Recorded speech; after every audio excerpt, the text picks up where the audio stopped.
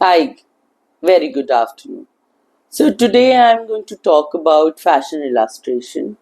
For that, we have to understand what is fashion illustration. Fashion illustration is basically a means to transfer your thoughts on paper, and it is also called as fashion drawing, it is called as drawing, it is called as illustration. Different colleges and universities have named it differently. But here in fashion design specifically, you learn how to take a measurement of a human body, not in the real sense of it, but how to draw it on the paper. And you call it a croquis. So, croquis is the drawing of human figure on paper. I am going to refer it like that, CROOQUI, croquis. So, croquis is when you learn how to divide the body vertically and horizontally, and then you kind of do first the skeleton, then you do the fleshing, you do the movement, and you understand the basic poses like a S and a X and a T. So all these poses is during your illustration times or the introduction of illustration that you learn. Also parallelly you learn the different details about different garment parts. For example, different types of sleeves, different types of neckline, different types of collar, different types of pants, different types of coats, dresses, etc. And also, these things would help you. So, these are the notes which are constant with you, and you should always have them with you. And whenever you're sitting for drawings or illustration, you must open these to draw to understand the proportion. Like, for example, if you're drawing a human croquis, a female croquis, then you must understand where is the waist, where is the bust ending, where are the shoulders, where is the armhole, till what till what length is the hip, or where does the knee are, and all those ankle and things like that. So that please understand, your supposedly if you're drawing a halter neck, it cannot be till your ankle unless and until it is a dress. Then it would not be called as a top. So if you're drawing a top, top, if it is um, a halter top, whether it has a front opening, a side opening, or a back opening. So supposedly it has a back opening. So you have to do the front of the croquis and the back of the croquis. If you're not doing the front and the back, then you can just do the front and do the back of head to waist of the croquis and do the little drawing of the halter back. So that is one way of doing an illustration. Uh, Also, when you're learning the basics, you are being taught about the importance of stripes, small prints, and things like that. So you understand that if you're doing because understand this, croquis are measurement and they are stagnant and they are perfect human figures which in the real world do not exist. Maybe 1% or maybe 5% for that matter of fact. But everybody has a different type. Some would have a long neck, some would have a short neck, some would have heavy bust, short shoulders, long arms, and things like that.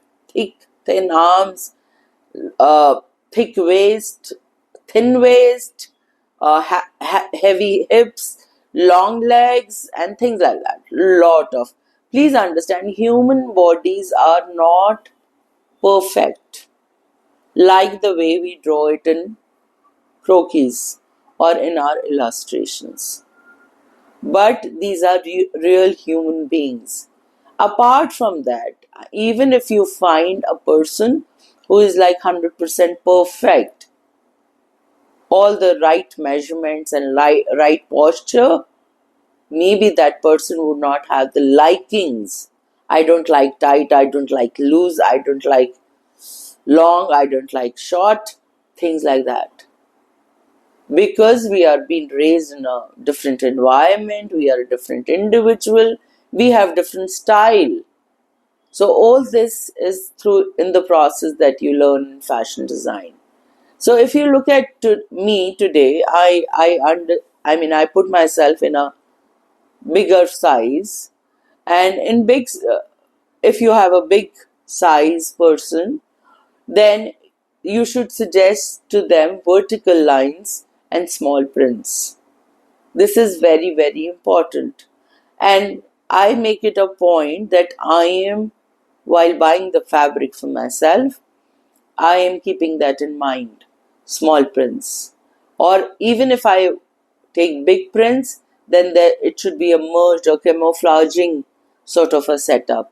Or maybe a deep neck which would distract the print size and would attract the neck line. So things like that. I mean, you are going to be a designer. So you have to think. See, drawing everything on a croquis is not in reality. Many a times, if supposedly you have drawn linen, or if you have drawn, say, cotton, and when you're picking up the fabric and you're not liking the color combination, or you have not found the same color combination, what do? Or maybe you have not found the actual GSM, the cotton GSM that you're looking. You have not found that. What do? And you have not become so big that you can get your 100 yards of fabric printed with your specifications for yourself. So what do? So many a times you have to kind of do little adjustment. I would like to share with you one of the experiences. So this student of mine was doing her graduating collection under my guidance, and she said these were the times of COVID times. I mean 2019 and 2020. So they were 2020 and 2021 rather. They were allowed not to do all 6 garments or 12 garments, but they can do three garments because everybody was going through a financial crunch. So with the agreement with the university, we kind of allowed. So when she got her first garment made, and she felt the fabric that I selected, ma'am, was not as transparent as I wanted. So what she wanted was that the top layer should be as transparent but also translucent, in the sense that the inner garment and the color is visible, and it is looking nice.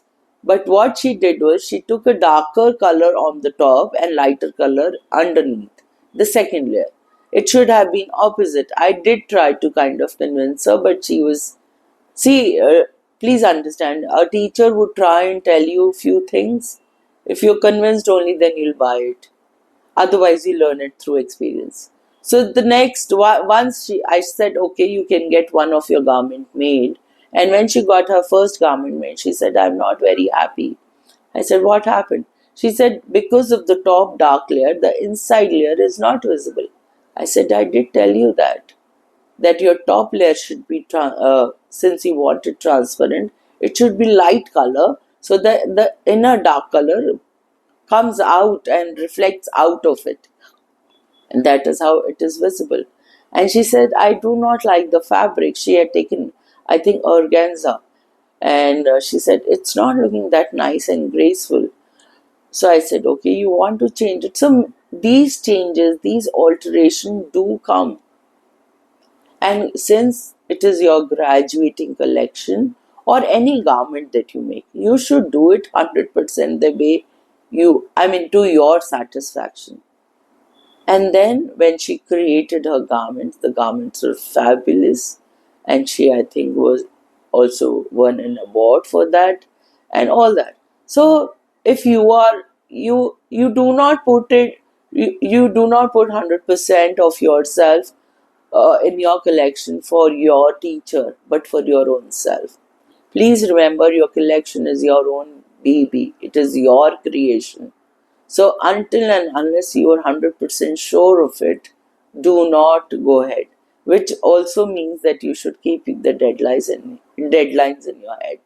So illustration is like that. It is the medium through which you convert your ideas from your head on the paper. So get to the detail of it. And if you have any question, do ask me. I'm here to help. Thank you so much for listening. Thank you. Of you to share these videos with people who want to pursue design or are feeling a little confused, and also do likes and subscribe. Thank you.